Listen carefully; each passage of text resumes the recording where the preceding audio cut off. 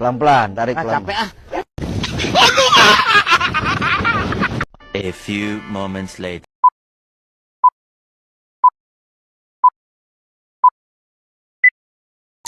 Assalamualaikum warahmatullahi wabarakatuh.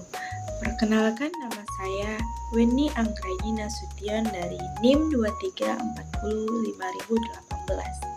Jadi tujuan saya di sini yaitu untuk memenuhi tugas manajemen operasional, yaitu menjelaskan sebuah materi yang berjudul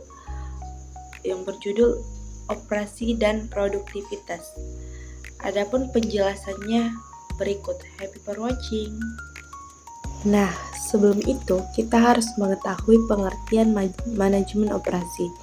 Manajemen operasi adalah proses perencanaan, pengorganisasian, pengarahan, dan pengendalian aktivitas yang berhubungan dengan produksi barang maupun jasa, yaitu fokus utamanya yang bagaimana mengubah input atau tenaga kerja, modal, bahan baku, teknologi, dan informasi menjadi output, yaitu barang atau jasa yang bernilai bagi konsumen secara efisien atau hemat sumber daya dan efektif atau tepat sasaran sesuai kebutuhan pelanggan.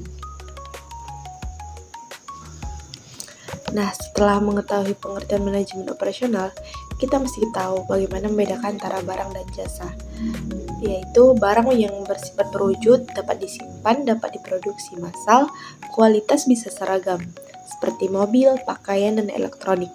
Yang berupa jasa yaitu tidak berwujud, tidak bisa disimpan atau diproduksi dan dikonsumsi pada saat yang sama.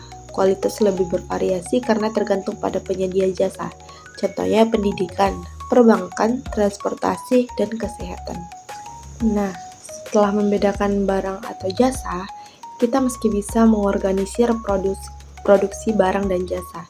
Cara pengorganisasiannya yaitu meliputi perancangan produk dan jasa seperti menentukan spesifikasi kualitas serta desain sesuai kebutuhan pasar. Yang kedua yaitu perencanaan kapasitas, yaitu menentukan jumlah produksi dan sumber daya yang dibutuhkan. Yang ketiga, penentuan lokasi seperti tata letak, yaitu memilih lokasi pabrik, gudang, atau kantor serta mengatur alur kerja agar efisien. Yang keempat yaitu penjadwalan produksi, yaitu mengatur waktu kerja, shift, dan prioritas produksi.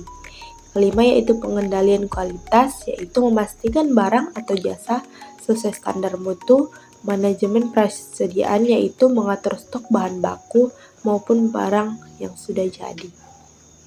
Ada beberapa tren di dalam manajemen operasi, yaitu yang pertama otomatisasi dan robotika, yaitu mengganti tenaga kerja manual dengan mesin cerdas.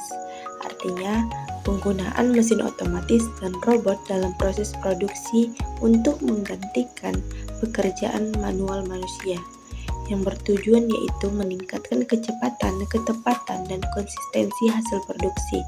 Contohnya, robot perakitan mobil di pabrik Toyota, mesin ATM yang menggantikan sebagian layanan bank.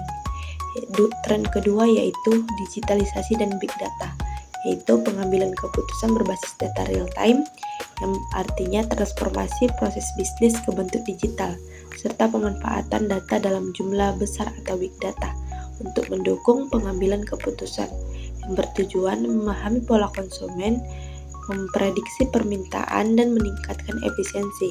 Contohnya, penggunaan software ERP atau Enterprise Resource Planning.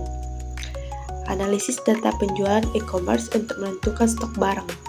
Tren yang ketiga yaitu Lean Manufacturing dan Six Sigma. fokus pada efisiensi, pengurangan limbah, dan peningkatan kualitas.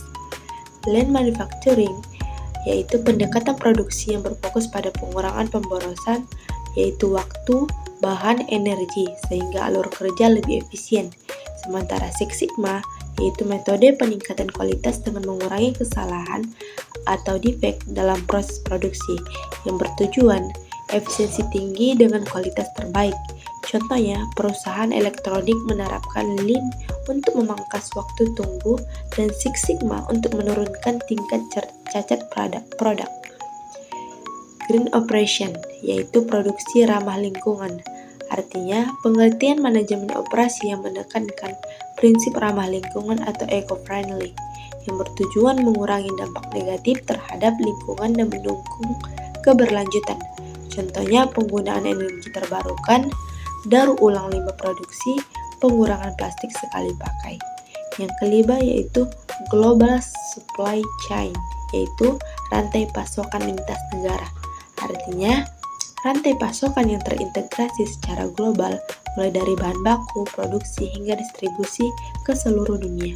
Tujuannya efisiensi biaya, perluasan pasar, dan ketersediaan produk di berbagai negara. Contohnya, Apple mendesain iPhone di Amerika Serikat, memproduksi komponen di Korea atau Jepang, merakit di Cina lalu menjualnya ke seluruh dunia. Mass customization yaitu produk dibuat sesuai selera konsumen, tapi tetap efisien. Artinya, produksi dalam jumlah besar tetapi tetap bisa menyesuaikan dengan keinginan konsumen, yang tujuannya memenuhi kebutuhan unik pelanggan tanpa kehilangan efisiensi produksi massal. Contohnya sepatu Nike yang bisa dipesan dengan desain dan warna sesuai keinginan melalui platform online, tetapi tetap diproduksi secara massal.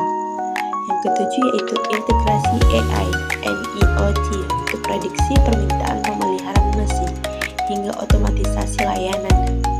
Artificial Intelligence atau AI, kecerdasan buatan yang mampu menganalisis data, memberikan rekomendasi hingga mengendalikan mesin produksi.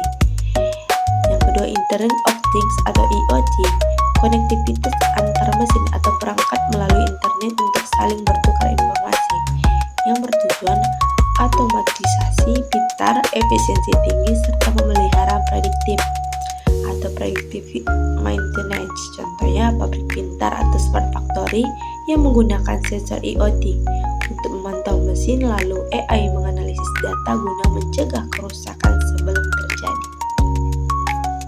Nah, adapun tantangan produktivitas, yang pertama yaitu keterbatasan sumber daya yang meliputi bahan baku, energi, dan tenaga kerja.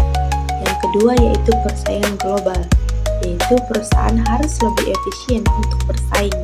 Yang ketiga yaitu perubahan teknologi, yaitu adaptasi dengan digitalisasi memerlukan biaya yang tinggi. Yang keempat yaitu kualitas sumber daya manusia, yaitu kurangnya keterampilan pekerja bisa menurunkan produktivitas. Yang kelima, perubahan permintaan pasar, yaitu meliputi kebutuhan konsumen cepat berubah. Yang keenam, regulasi dan kebijakan, yaitu aturan pemerintah dapat memengaruhi biaya dan fleksibilitas produksi. Nah, setelah kita memahami barang dan jasa, kita mesti tahu dan memahami apa saja sih pekerjaan manajer operasi. Manajer operasi memiliki peran untuk merencanakan, yaitu menentukan strategi produksi, kebutuhan tenaga kerja dan teknologi. Yang kedua yaitu mengorganisir, yaitu mengatur sumber daya agar dapat bekerja optimal. Yang ketiga menggerakkan, yaitu memotivasi karyawan dan memastikan semua bekerja sesuai target. Yang keempat mengendalikan, yaitu mengawasi kualitas biaya dan jadwal produksi. Yang kelima meningkatkan, yaitu produktivitas, mencari inovasi dan metode baru agar output meningkat dengan input yang sama atau lebih sedikit. Nah, ada juga beberapa tantangan dalam manajemen operasional terhadap tanggung jawab sosial. Yang pertama yaitu isu lingkungan, yaitu perusahaan dituntut mengurangi polusi limbah dan emisi karbon. Yang kedua bisnis, yaitu harus adil terhadap karyawan, konsumen dan pemasok. Yang ketiga yaitu keselamatan dan kesehatan kerja atau K3, itu menjamin keamanan pekerja. Yang keempat adalah keadilan sosial, yaitu menghindari eksploitasi tenaga kerja murah.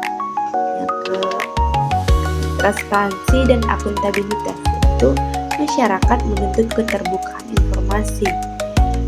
Keberlanjutan sustainability, yaitu operasi harus mendukung generasi sekarang dan mendatang. Kita dapat menarik kesimpulan bagaimana perusahaan menghasilkan barang dan jasa yang bertanggung jawab dan bertanggung jawab. Produktivitas yang tinggi hanya bisa dicapai jika perusahaan mampu menyeimbangkan mengefisiensi, kualitas, inovasi, serta tanggung jawab sosial. Cukup sekian yang dapat saya sampaikan. Semoga berguna bagi teman-teman dan dapat dimengerti. Wabillahi taufiq walhidayah. Wassalamualaikum warahmatullahi wabarakatuh.